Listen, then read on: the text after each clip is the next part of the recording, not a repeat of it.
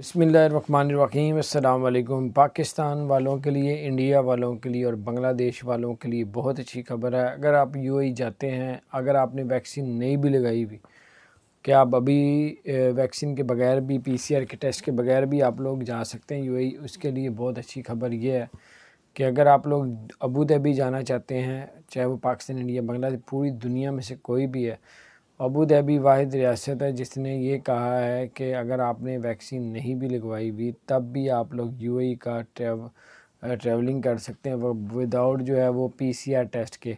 हालांकि यूएई ने फ़ैसला भी पीछे ये किया था, जिन्होंने वैक्सीन 2 लगाई हुई हैं उनको पीसीआर टेस्ट करवाने की ज़रूरत नहीं है। जिन्होंने वैक्सीन नहीं लगाई उनको पीसीआर जो है टेस्ट करवाना पड़ेगा, 48 घंटे से ज़्यादा का पुराना ना हो।